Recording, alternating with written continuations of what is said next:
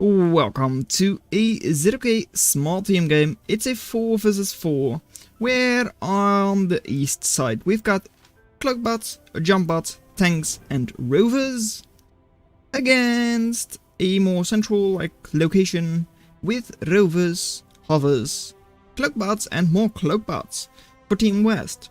Right, so more cloak focused, as in they've got double cloak player, which means less variety. Could be bad, of course. Might be fun to see a jumpbot player on that side as well. Especially because later on in the game, it can of course be great to have like Firewalker and things just to like find cloaked units, for instance. Or just like jumping and Newton ramping, something like that can always be fun. But anyways, starting out already east with a little bit better eco. Not much, but a little bit.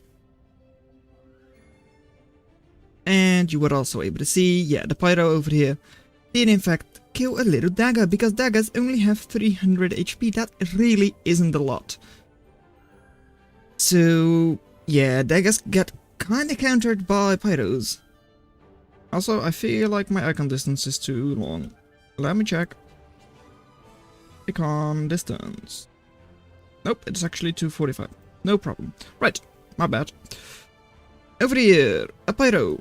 Well, pyro being like a raider riot, well, normally would get countered by a little skirmisher. At least mostly. But jumping away, it is able to dodge those missiles. Nice. Glaive over there going down. Right now, it's still quite a slow start. However, maybe in a little bit we'll see some great raiding, and not just a maybe, I am sure of it. Over here, Fencer getting good shots off on that pyro, and it will not go down. That's right, it 1.4 HP on that little pyro, but it's not going down. Yes, that was a very good save, or lucky save, I would even argue. Now down south here, well, fencers normally would assume they get countered by glaives, but not that many glaives are here, just 4 of them, so that's not a big deal. Right.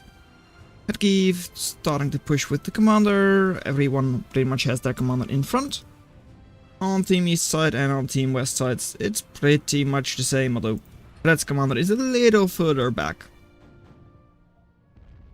Also, the reason why you're not going to see any chat is because, well, let's just say that the people weren't exactly nice to each other during the match, so at least like the spectators weren't. So I'm just going to hide that. And over here, Reaver in range and does take down one little fencer, but not that much in terms of like value and all that.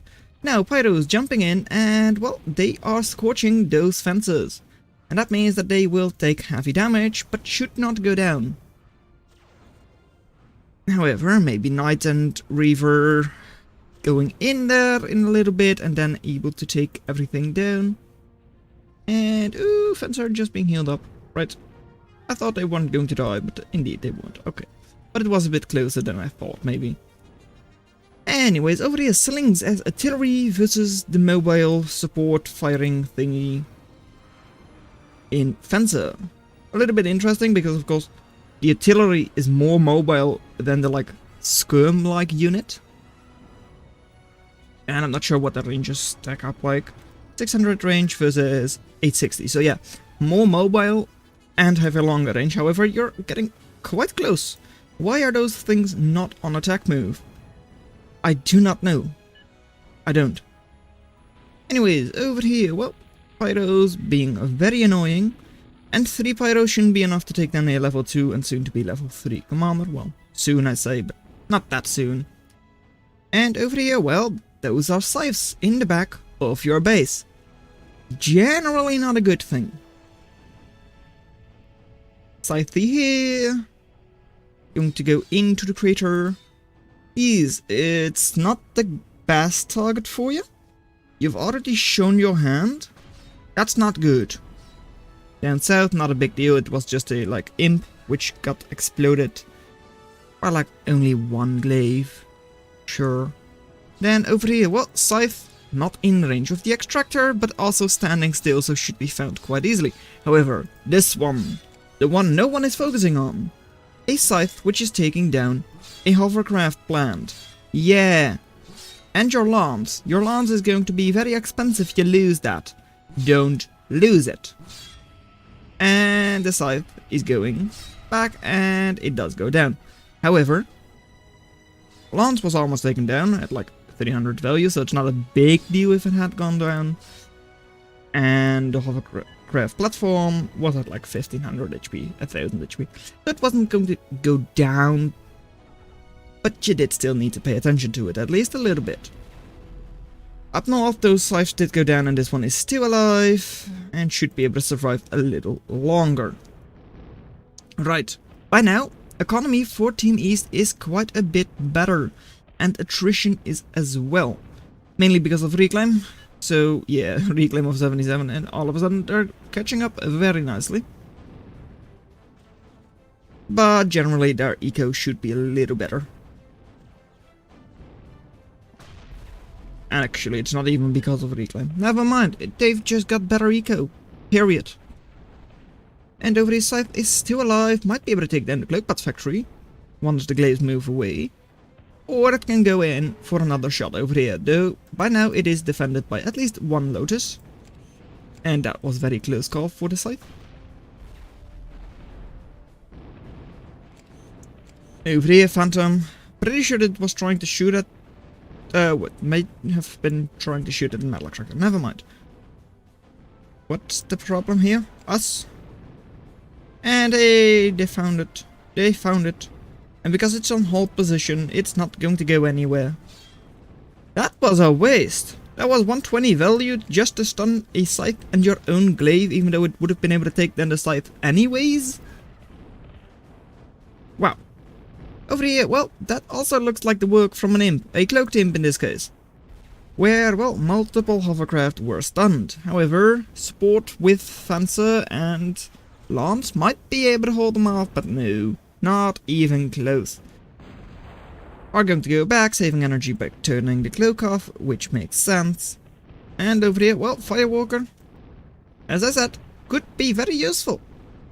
Just suppressing the enemy, keeping all of these solar panels offline. I mean, it's not that many solar panels, it's just 5 of them. But still, that's 10 energy you would have otherwise had just by like one Firewalker every once in a while shooting at it. Very nice. Not the most effective, of course. I mean, it's quite expensive if you're just going to use your Firewalker for that purpose. I mean, it does still work. Headkeep over here, going to be constructing Caretaker because there is a lot of reclaim. 1300 there, 400 there. This should be for Team East. This should be, well, pretty much for Team East. Team West might be able to take some of it, but unlikely. Especially because, like, Caretaker is already, like, quite well defended, and oh, that hurts. Your scythes have been uncovered.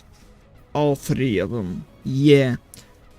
Boom, and the glaives will finish them off. Right. There. Not great. Over here, Gremlin just scouting, not a big deal. And what is next? Well, this is next. Newton ramp. Might not be next, but it will be up soon.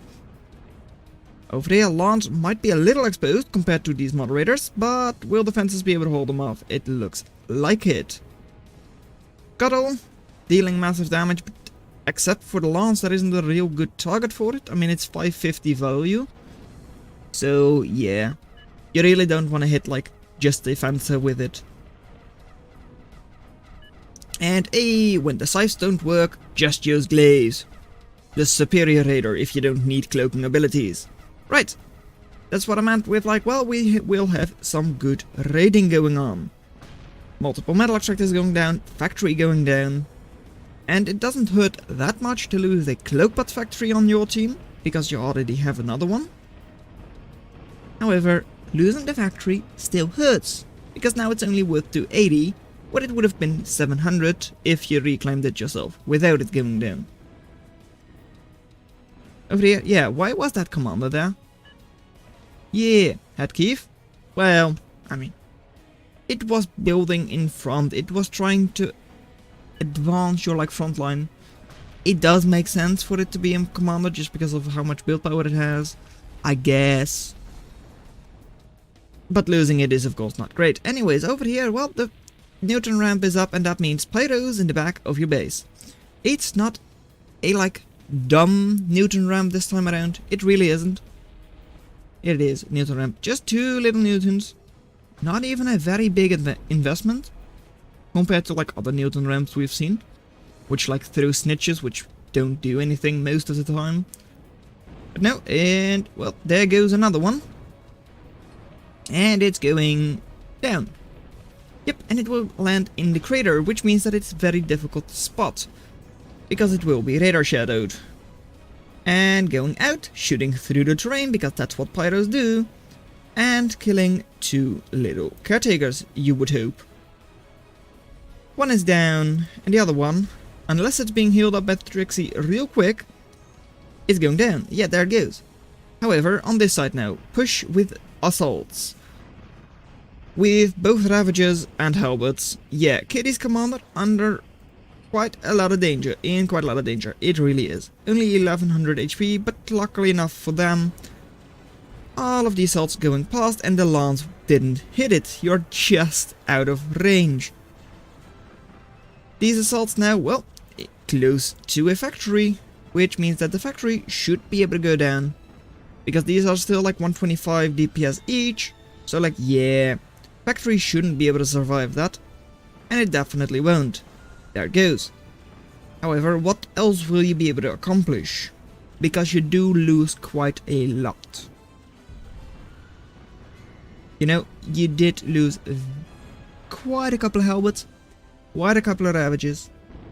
So yes, you did catch up in attrition a little bit compared to earlier. You were at like 66%, now you're at 88%.